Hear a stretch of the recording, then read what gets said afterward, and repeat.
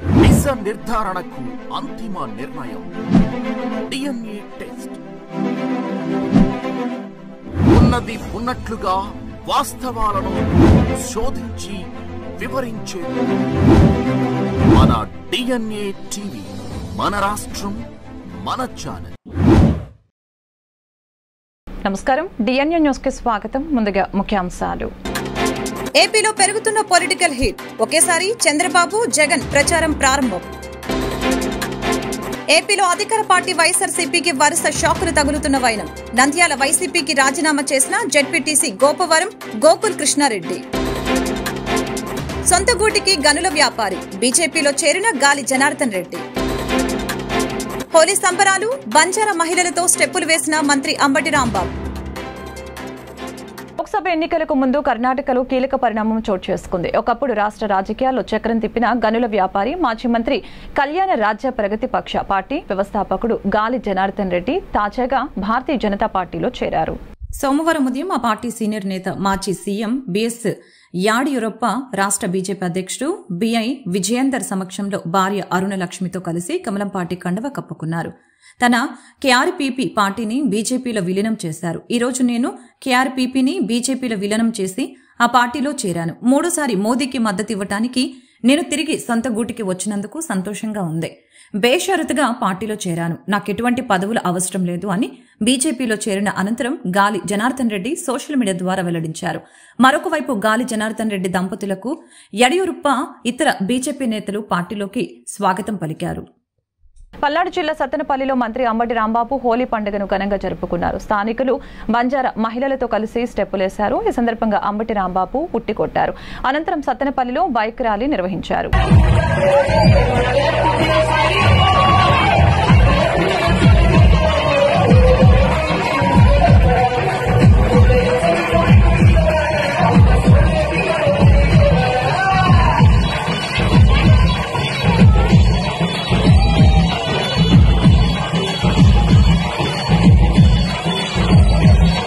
ఏపీలో political heat రాను రాను పెరుగుతోంది. ఎన్నికల షెడ్యూల్ విడుదలైన నేపథ్యంలో ఏపీ సీఎం జగన్, టీడీపీ అధినేత చంద్రబాబు నాయుడు ఒకే రోజు తమ ప్రచార కార్యక్రమాలను ప్రారంభించనున్నారు. మార్చి 27న ఇందుకు ముహూర్తం ఫిక్స్ అయింది. ఇద్దరు నేతలు రాయలసీమలోని తమ సొంత నియోజకవర్గాల నుంచి ప్రచారం ప్రారంభించనున్నారు. ఎన్నికలకు సిద్దమవుతున్న ప్రభుత్వ, ప్రతిపక్ష పార్టీలు ఇప్పటికే అభ్యర్థుల ఎంపికను దాదాపుగా పూర్తి చేశాయి. దీంతో ప్రధాన పార్టీల ఫోకస్ ప్రచారం వైపు మళ్లింది. ఎల్లుండి నుంచి సీఎం జగన్, చంద్రబాబు పెద్ద ఎత్తున ఎన్నికల ప్రచారం ప్రారంభించనున్నారు. ఇద్దరు ప్రధాన నేతలు ఒకేసారి ప్రచారం మొదలుపెట్టనుండటం రాష్ట్రంలో రాజకీయ వేడిని పెంచేసింది. ఇప్పటికే సిద్దం యాత్ర పేరిట ప్రజల్లో ఉన్న సీఎం జగన్ ఎల్లుండి నుంచి మేమంతా సిద్దం పేరిట ప్రచారం నిర్వహిస్తారు. కడప జిల్లా ఇడుపులపాయలో ప్రారంభమయ్యే జగన్ యాత్ర ఉత్తరాంధ్ర వరకు కొనసాగుతుంది. 27న ఇడుపులపాయలోని వైఎస్సార్ ఘాట్ వద్ద జగన్ నివాళులర్పించి ప్రచారం ప్రారంభిస్తారు.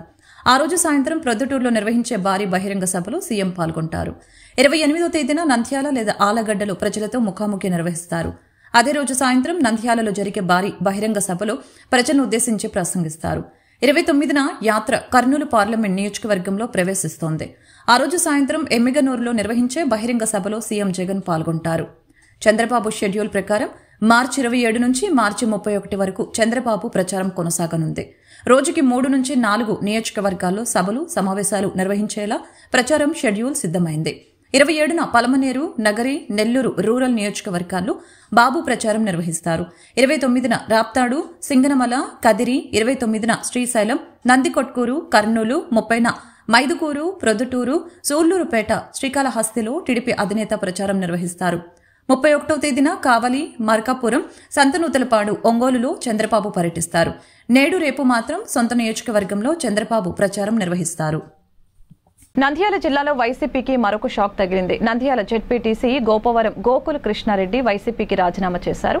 ఏపీసీసీ చీఫ్ వైఎస్ షర్మిలారెడ్డి సమక్షంలో గోకుల్ కృష్ణారెడ్డి కాంగ్రెస్ పార్టీలో చేరారు. గోకుల్ కృష్ణారెడ్డికి షర్మిల కాంగ్రెస్ కండువా కప్పి పార్టీలోకి సాదరంగా ఆహ్వానించారు. ఏపీలో అధికార పార్టీ వైఎస్సార్సీపీకి వరుస షాక్లు తగులుతూ ఉన్నాయి. ఎమ్మెల్యేలు, ఎంపీలు, మాజీ ప్రజా ప్రతినిధులు ఒక్కొక్కరిగా పార్టీని వీడుతూ ఉన్నారు. ఈ క్రమంలో నంద్యాల జిల్లాలో వైసీపీకి మరో షాక్ తగిలింది. నంద్యాల జెడ్పీటీసీ గోపవరం గోకుల్ కృష్ణారెడ్డి వైసీపీకి రాజీనామా చేశారు. అనంతరం సోమవారం నాడు ఏపీసీసీ చీఫ్ వైఎస్ షర్మిలారెడ్డి సమక్షంలో గోకుల్ కృష్ణారెడ్డి కాంగ్రెస్ పార్టీలో చేరారు. గోకుల్ కృష్ణారెడ్డికి షర్మిల కాంగ్రెస్ కండువా కప్పి పార్టీలోకి సాదరంగా ఆహ్వానించారు. కాంగ్రెస్లో చేరిన అనంతరం నంద్యాల జెడ్పీటీసీ గోకుల్ కృష్ణారెడ్డి మాట్లాడుతూ వైసీపీ కోసం ఎంతో కష్టపడిన గుర్తింపు దక్కలేదని తెలిపారు. పార్టీ కోసం చేసిన సేవలకు కనీసం మర్యాద కూడా లేదని వాపోయారు. వైసీపీ తనపై విచక్షణ రహితంగా ప్రవర్తించినందున పార్టీని వీడుతున్నట్లు తెలిపారు. కాంగ్రెస్లో చేరటం చాలా సంతోషంగా ఉందని తెలిపారు. మా సొంత ఇంటికి వచ్చినట్లుగా ఉంది. కాంగ్రెస్ పార్టీ అభివృద్ధి కోసం కష్టపడతాం. పార్టీని అధికారంలోకి తెస్తామని అన్నారు. వైకాపా నాయకుల భూదాహానికి ఓ చేనేత కుటుంబం బలైపోయిందని మంగళగిరి చేనేత నాయకులు ఆవేదన వ్యక్తం చేశారు. మూకుమ్మడిగా చేనేత కుటుంబం ఆత్మహత్య చేసుకోవడంపై ఆదివారం టీడీపీ కార్యాలయం ఎంఎస్ఎస్ భవన్ లో నియోజకవర్గ చేనేత నాయకులు మీడియా సమావేశం నిర్వహించడం జరిగింది. ఈ సందర్భంగా రాష్ట్ర బీసీ సెల్ ప్రధాన కార్యదర్శి గుత్తికొండ ధనుంజయరావు మాట్లాడుతూ చేనేత కుటుంబ బల్వన్మరణానికి జగన్ రెడ్డిదే బాధ్యత అని తెలిపారు. జగన్ రెడ్డి పాలనలో బడుగు బలహీన వర్గాల ఆస్తులకి రక్షణ లేదన్న విషయం చేనేత కుటుంబం బల్వన్మరణంతో మరొకసారి రుజువైందని అన్నారు. భూ హక్కు చట్టం పేరుతో ప్రజల స్థిరాస్తుల్ని లాక్కునేందుకు జగన్ రెడ్డి కుట్ర పన్నుతున్నారని అన్నారు. జగన్మోహన్ రెడ్డి చివరి మంత్రివర్గంలో తీసుకువచ్చిన ఈ నల్ల చట్టంతో ఆయన ముఠా భూముల్ని ఇష్టారీతిగా కొట్టేయటమే ప్రధాన లక్ష్యంగా పెట్టుకున్నారని ఆరోపించారు. భూ కబ్జాదారులకు వరంగా ఈ చట్టం మారుతుందని తెలియజేశారు. కడప జిల్లా ఒంటిమిట్ట మండలం కొత్త మాధవరంలో బీసీ చేనేత కుటుంబానికి చెందిన పాల సుబ్బారావుకు చెందిన 3 ఎకరాల భూమి వైసీపీ పార్టీకి చెందిన నాయకులు లాక్కోవటంతో మొత్తం కుటుంబం ఆత్మహత్యకు పాల్పడ్డారని, ప్రజల ఆస్తులు ఏ విధంగా అన్యాక్రాంతమవుతున్నాయో చెప్పడానికి ఇదొక క్లాసిక్ ఉదాహరణ అని వివరించారు. 3 కోట్లకు పైగా విలువ చేసే ఈ భూమిని ఎంఆర్ఓను ప్రలోభపెట్టి వైసీపీకి చెందిన కట్టా శ్రావణి పేరు మీదకు మార్చుకోవటంతో మనస్తాపానికి గురైన పాల సుబ్బారావు, ఆయన సతీమణి పద్మావతి, కుమార్తె వినయ ఆత్మహత్య చేసుకున్నట్లు తెలిపారు. రెవెన్యూ రికార్డులు తారుమారు చేసి వైసీపీ ఏ విధంగా బీసీల భూములు లాక్కుంటున్నారో రాష్ట్రంలోని బీసీలు అర్థం చేసుకోవాలని అన్నారు. మరి ఈ జగన్మోహన్ రెడ్డి పరిపాలనలో సుఖ సంతోషాలతో ఒక్కరు కూడా లేరు. మరి అనేక మాయమాటలు చెప్పి బీసీల కార్పొరేషన్ ఇస్తున్నాము, బీసీల పక్షపాతాన్ని చెప్పుకునేటువంటి జగన్మోహన్ రెడ్డి బీసీల రక్షణ విషయంలో ఎందుకు రక్షించలేకపోతున్నారు? ఎందుకు వాళ్ళ వైసీపీ నాయకుల్ని, గూండాలని కేవలం బీసీల మీద దాడులు చేయించడం, బీసీలు బలవన్మరణాలకు పాల్పడే విధంగా వాళ్ళ నాయకుల్ని ఎగదోసి బీసీల మీద కేవలం కక్ష సాధిస్తూ పైశాచిక ఆనందం పొందుతున్నటువంటి జగన్మోహన్ రెడ్డి గారు, ఇకనైనా మీరు కళ్ళు తెరవాలా. అయిపోయింది మీ ప్రభుత్వం. ఇక మళ్ళీ కూడా జీవితంలో మళ్ళీ మీరు అధికారంలోకి వచ్చేటువంటి పరిస్థితి లేదు. ఈ రాష్ట్రంలో బీసీలందరూ కూడా ఏకమై మిమ్మల్ని అధపాతాలను తొక్కకపోతే మరి తెలుగుదేశం పార్టీలో ఉన్న బీసీలందరం కూడా ఈరోజు మేము మీకు బుద్ధి చెప్తా ఉన్నాం. ఎంతో చరిత్ర కలిగినటువంటి చేనేత కుటుంబం పోగుని కూర్చి వస్త్రంగా తయారు చేసి ప్రజల మానాన్ని కాపాడేటువంటి చేనేత కులస్తులకి ఈరోజు ప్రాణం రక్షణ లేకుండా ఈ ప్రభుత్వంలో చూస్తా ఉన్నామంటే చేనేతలందరం కూడా ఎంతో బాధించాల్సినటువంటి విషయం. మరొక పక్క మీకు అభివృద్ధి చేతకాక, సంపదలు సృష్టించడం చేతకాక సచివాలయాలు తాకట్లు పెడుతున్నారు. ప్రజల ఆస్తుల్ని తాకట్టు పెట్టి దాడులు చేస్తూ వాళ్ళ ఆస్తులు లాక్కుంటూ కేవలం బీసీలని మీరు ఈ విధంగా బాధించడం. ఈ నేపథ్యంలో పాలా సుబ్బారావు 43 సంవత్సరాలు, ఆయన తండ్రి గారి పేరిట ఉన్నటువంటి ఆస్తి అన్నమాట అది. వాళ్ళ పిల్లల కోసం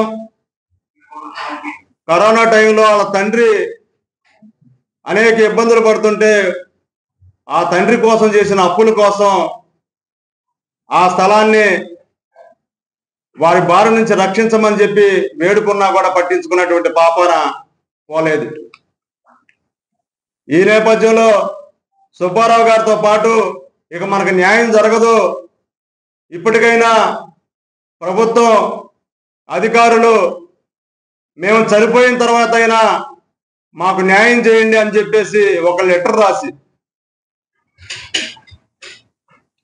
ఇది రాక్షస పాలన, ఇప్పటికైనా ప్రజలను కాపాడండి అని ఒక పక్క ప్రజలను కోరుకుంటూ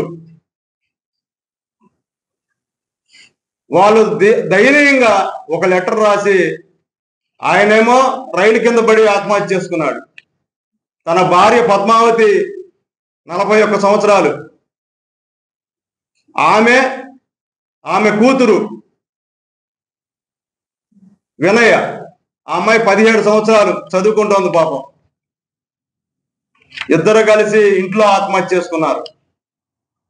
చేనేత సామాజిక వర్గానికి చెందిన పద్మశాలి సామాజిక వర్గానికి చెందినటువంటి ఈ కుటుంబం నిన్న జరిగినటువంటి ఘోరంలో మరి ఈ పరిస్థితి చూస్తా ఉంటే రాష్ట్రంలో అసలు రాబోయే కాలంలో మరలా ఈ జగన్మోహన్ రెడ్డి అనే రాక్షసుడు పరిపాలన చేస్తే ఆస్తులకి ఏ మాత్రం కూడా రక్షణ ఉండదనేది మనకు స్పష్టంగా అర్థమవుతుంది.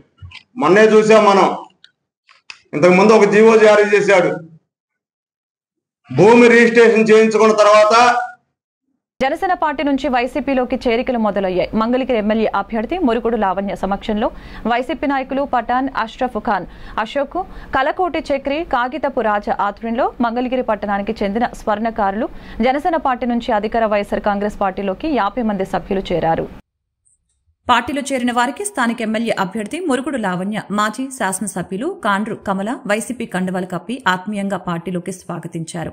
ఈ సందర్భంగా 99% హామీలను నెరవేర్చి ప్రజలకు, పేదలందరికీ చేరువ అయి మళ్లీ ముఖ్యమంత్రిగా జగన్మోహన్ రెడ్డి గారి రావాలని, వైసీపీ పార్టీని గొప్ప మెజారిటీతో గెలిపించుకుందామని మురుగుడు లావణ్య పేర్కొన్నారు. ఈ కార్యక్రమంలో వైసీపీ నాయకులు మురుగుడు సత్యం, కాండ్రు శివనాగేంద్రం, కొల్లి వాసు, కొల్లి నాని, వైసీపీ కార్యకర్తలు పాల్గొన్నారు. మంగళగిరి పట్టణంలో ఉన్న వివిధ వార్డుల నుంచి జనసేన నాయకులు, కార్యకర్తలు, ముఖ్యంగా యూత్ అందరూ కూడా వైఎస్ఆర్సీపీలో జాయిన్ అవడానికి వచ్చారు. వైఎస్ఆర్సీపీ ఎమ్మెల్యే అభ్యర్థి లావణ్య గారి ఆధ్వర్యంలో జాయిన్ అయ్యారు. ఇవాళ వారందరికీ కూడా ఘనంగా స్వాగతం పలుకుతున్నాం. భవిష్యత్తులో అందరం కూడా ఇలాంటి గవర్నమెంట్ మాకు పోతే మళ్ళీ రాదు, ఇలాంటి సంక్షేమ పథకాలు మరి జగనన్న ముఖ్యమంత్రిగా ఉంటేనే మేము అందరం పొందగలుగుతాం, మా కుటుంబాలన్నీ సస్యశ్యామలంగా ఉంటాయనే ఉద్దేశంతో మరి యూత్ అంతా కూడా జగన్మోహన్ రెడ్డి గారి సంక్షేమాన్ని, అభివృద్ధిని చూసి ఆకర్షితులే మరి మళ్ళీ జగనన్నే మాకు సీఎం కావాలనే ఉద్దేశంతో మరి 2024 ఎలక్షన్ లో జగనన్న ఎవరిని నిలబెడితే వాళ్ళని ఎమ్మెల్యేలుగా చేసి తద్వారా జగనన్నని సీఎం గా మేము మళ్ళీ చూస్తాము, మళ్ళీ మా సంక్షేమ పథకాలన్నిటిని మేము పొందగలుగుతాం, ఇంకా మంచి చేయాలనే ఉద్దేశంతో సీఎం గారు ఉన్నారు. కాబట్టి మాకు ఇలాంటి నాయకుడు కావాలి. తండ్రిలాగా మరి తమ బిడ్డల్ని తండ్రి ఎంత బాధ్యతగా ఆదరంగా చూసుకుంటారో మా నాయకుడు కూడా అలా చూస్తున్నాడు. కాబట్టి ఇలాంటి నాయకత్వాన్ని మేము వదులుకోము. మేము మళ్ళీ 2024లో కూడా జగనన్నని సీఎం చేసుకుంటామని పట్టుదలతో మరి ఎంతో ఆకర్షితులై వీళ్ళంతా ఈ రోజున వైఎస్ఆర్సీపీ పార్టీలో జాయిన్ అవ్వడం జరిగింది. వారందరికీ ఘనంగా స్వాగతం పలుకుతూ భవిష్యత్తులో మనం అందరం కూడా ఒక్కొక్క కార్యకర్త కూడా క్రమశిక్షణ కలిగిన 32 వార్డుల నుంచి జన సైనికులు వైఎస్ఆర్సీపీలో జాయిన్ అవ్వడానికి సిద్ధమై వచ్చారు. ఎందుకంటే జగనన్న చేసే పథకాలు కానీ, జగనన్న చేసే ఏ పథకమైనా కానీ అది నచ్చి జగనన్న తోడు ఉండాలని చెప్పి జన సైనికులు కూడా వచ్చి చేరడం జరిగింది. ఎందుకంటే మేము జనసేనలో ఉన్న ప్రతి ఒక్క 32 వార్డుల నుంచి కుర్రోళ్ళైనా కానీ మేము పవనన్న జెండా పట్టుకోవాలనుకున్నాం, కానీ వేరే జెండా మోయడానికి అయితే ఇక్కడ కార్యకర్తలు అయితే ఎవరు లేరు. సో మాకు జగనన్న పథకాలు నచ్చి జగనన్నతో ఉండాలని చెప్పేసి మేము పట్టుకుంటే ఈ జెండానే పట్టుకోవాలని చెప్పి వచ్చేసాం. అంతే, ఇంకో జెండా పట్టుకోవడం మాకు ఇష్టం లేదు.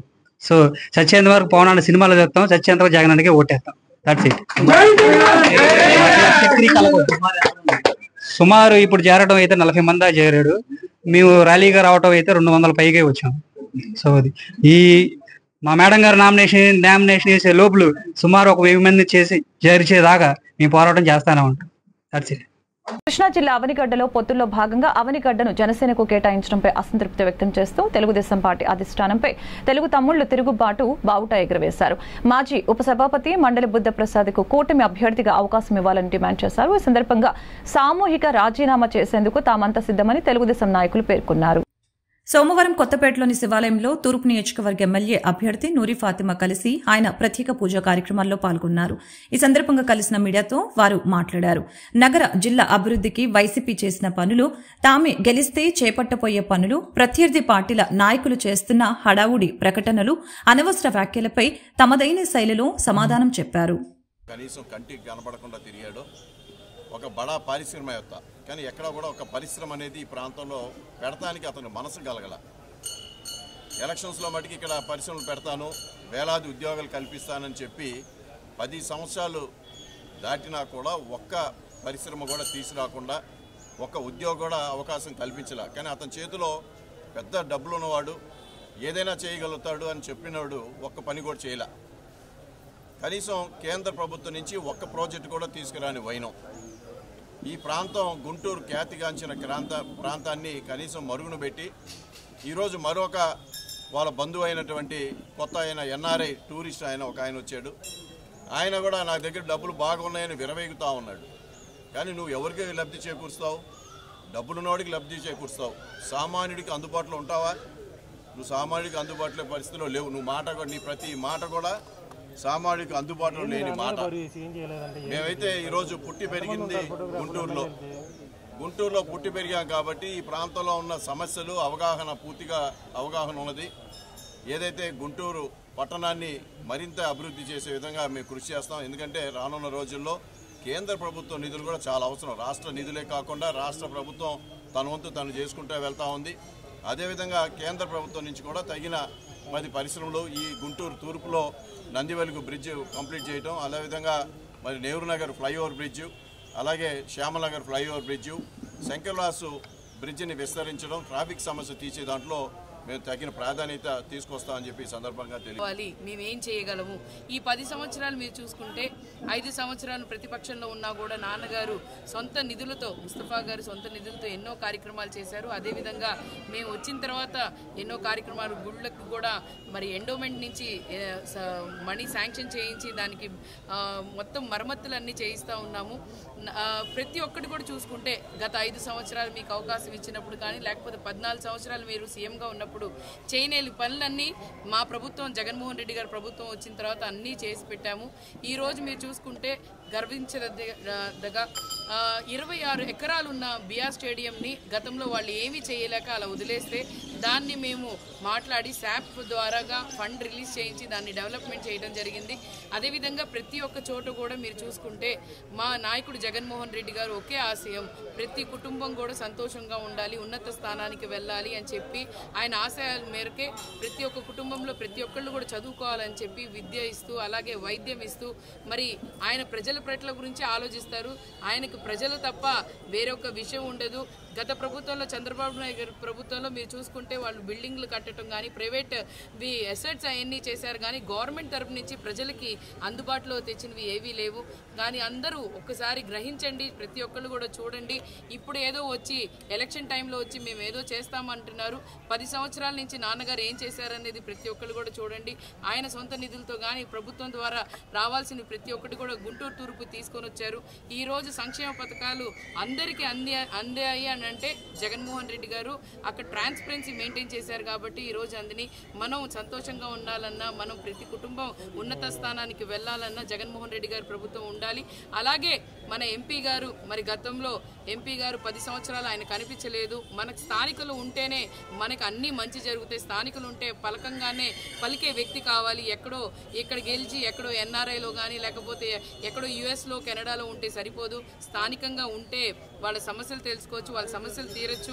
ప్రతి ఒక్కళ్ళు కూడా గ్రహించి మీ అమూల్యమైన 2 ఓట్లు కూడా ఫ్యాన్ గుర్తుకు ఓటు వేయాల్సిందిగా కోరుకుంటున్నాను. Voters education and electoral participation SVEEP లో భాగంగా గత 2019 ఎన్నికల్లో అతి తక్కువ పోలింగ్ శాతం నమోదు కాబడిన CK జూనియర్ కళాశాలలో ఉన్న 180వ పోలింగ్ కేంద్రం నందు మిద్దె సెంటర్ పోలింగ్ ఏరియా పరిధిలో నివసిస్తున్న ఓటర్లతో కలిసి ఓటు హక్కుపై అవగాహన ఏర్పరచుటకు, ఓటర్లను చైతన్యపరచుటకు చక్కని కార్యక్రమాలని నిర్వహించడం జరిగింది.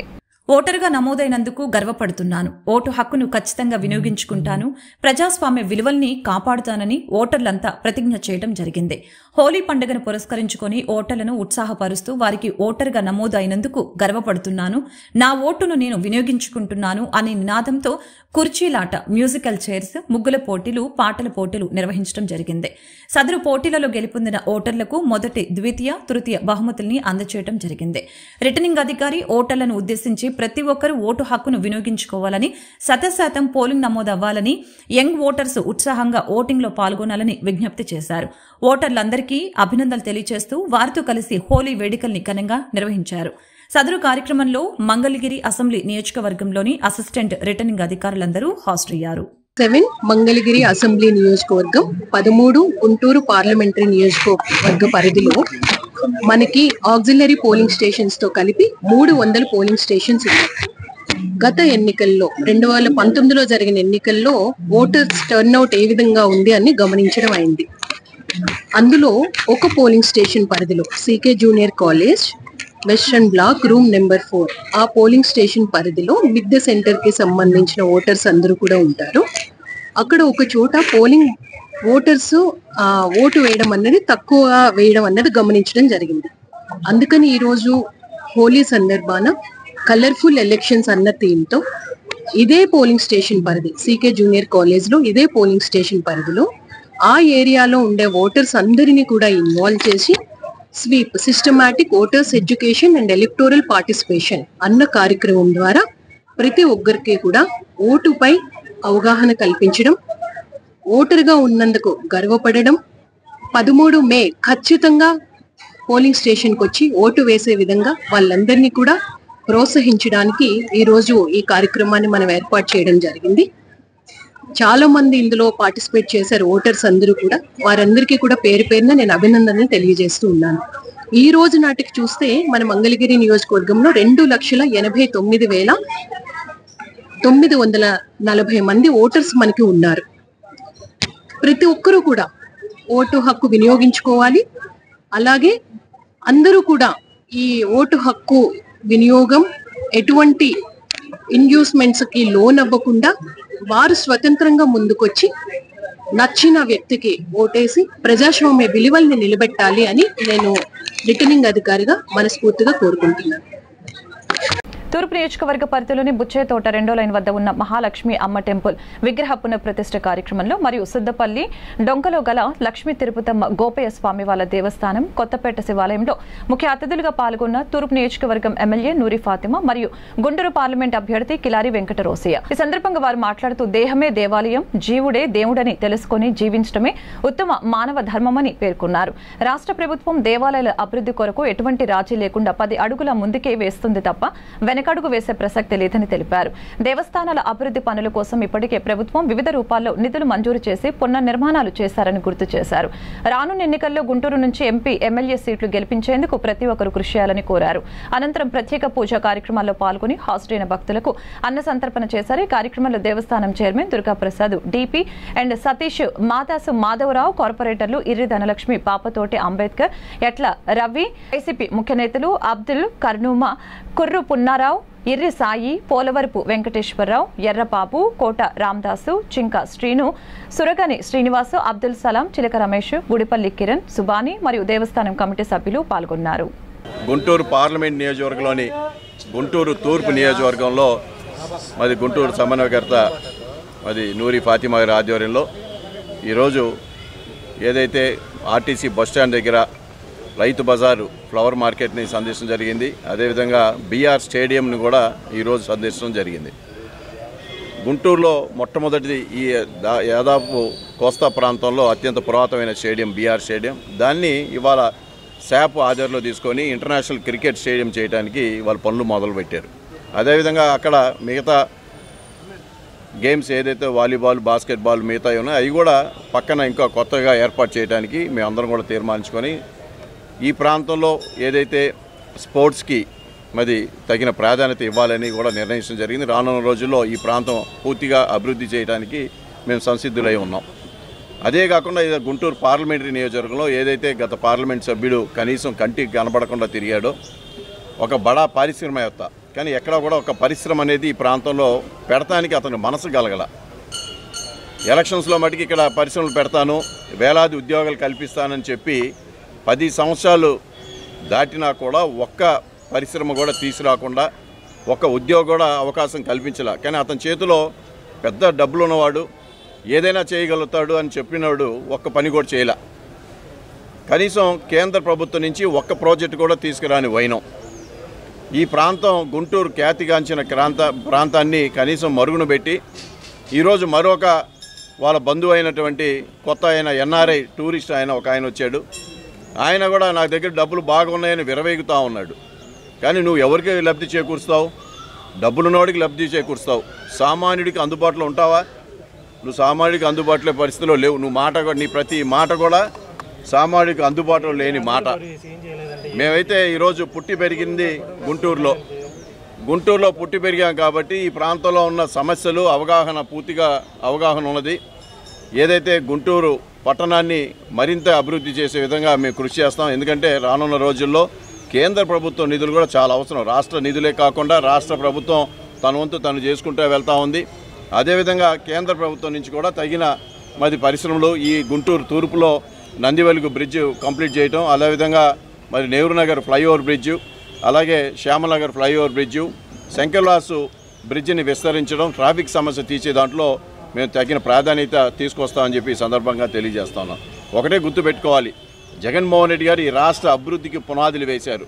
పలు చోట్ల అంటే ఈరోజు మేము వెళ్ళింది ఆర్టీసీ బస్ స్టాండ్ దగ్గర, పూల మార్కెట్ దగ్గర. అక్కడికి వెళ్ళిన తర్వాత వాళ్ళు అడిగిన మేరకు, అంటే నాయకుడు అని అంటే అక్కడికి వెళ్ళి ఓట్లు అడగడం కాదు, నాయకుడు అని అంటే అక్కడికి వెళ్ళి వాళ్ళ సమస్యలు తెలుసుకోవటం, ఆ సమస్యల్ని ఎలా తీర్చాలి అని చెప్పి మా నాయకుడు జగన్మోహన్ రెడ్డి గారు చెప్పిన ఆదేశాల మేరకే మేము ఎక్కడికి వెళ్ళినా కూడా మీరు ఓటు వేయండి అని కాకుండా అసలు మీకేం కావాలి, మేమేం చేయగలము.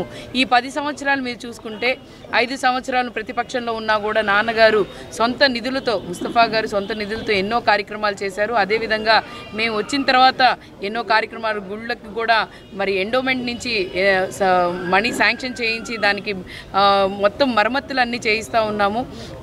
ప్రతి ఒక్కటి కూడా చూసుకుంటే గత 5 సంవత్సరాలు మీకు అవకాశం ఇచ్చినప్పుడు కానీ, లేకపోతే 14 సంవత్సరాలు మీరు సీఎంగా ఉన్నప్పుడు చేయలేని పనులన్నీ మా ప్రభుత్వం, జగన్మోహన్ రెడ్డి గారి ప్రభుత్వం వచ్చిన తర్వాత అన్నీ చేసి పెట్టాము.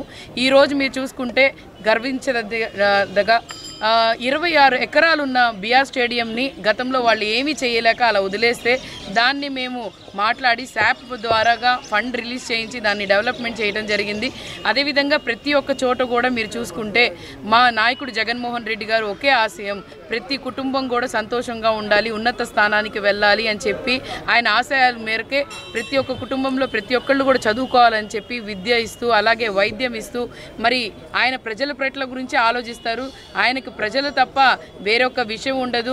గత ప్రభుత్వంలో చంద్రబాబు నాయుడు గారి ప్రభుత్వంలో మీరు చూసుకుంటే వాళ్ళు బిల్డింగ్లు కట్టడం కానీ, ప్రైవేట్ అసెట్స్ అవన్నీ చేశారు కానీ గవర్నమెంట్ తరపు నుంచి ప్రజలకి అందుబాటులో తెచ్చినవి ఏవీ లేవు. కానీ అందరూ ఒక్కసారి గ్రహించండి, ప్రతి ఒక్కళ్ళు కూడా చూడండి. ఇప్పుడు ఏదో వచ్చి ఎలక్షన్ టైంలో వచ్చి మేము ఏదో చేస్తామంటున్నారు. 10 సంవత్సరాల నుంచి నాన్నగారు ఏం చేశారనేది ప్రతి ఒక్కళ్ళు కూడా చూడండి. ఆయన సొంత నిధులతో కానీ ప్రభుత్వం ద్వారా రావాల్సిన ప్రతి ఒక్కటి కూడా గుంటూరు తూర్పు తీసుకొని వచ్చారు. ఈరోజు సంక్షేమ పథకాలు అందరికీ అందాయి అని అంటే జగన్మోహన్ రెడ్డి గారు అక్కడ ట్రాన్స్పరెన్సీ మెయింటైన్ చేశారు కాబట్టి ఈరోజు అందిని. మనం సంతోషంగా ఉండాలన్నా, మనం ప్రతి కుటుంబం ఉన్నత స్థానానికి వెళ్ళాలన్నా జగన్మోహన్ రెడ్డి గారి ప్రభుత్వం ఉండాలి.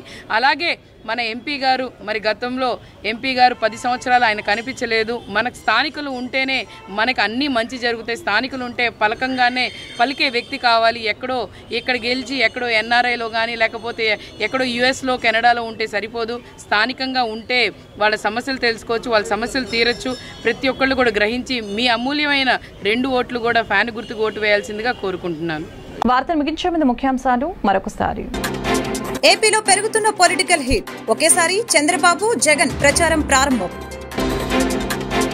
ఏపీలో అధికార పార్టీ వైఎస్ఆర్సీపీకి వరుస షాకులు తగులుతున్న వైనం.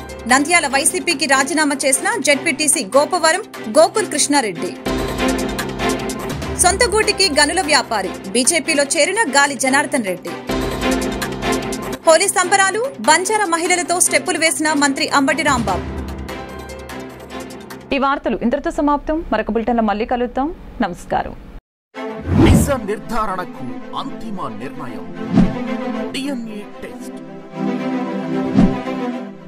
ఉన్నది ఉన్నట్లుగా వాస్తవాలను శోధించి వివరించే మన డిఎన్ఏ టీవీ, మన రాష్ట్రం, మన ఛానల్.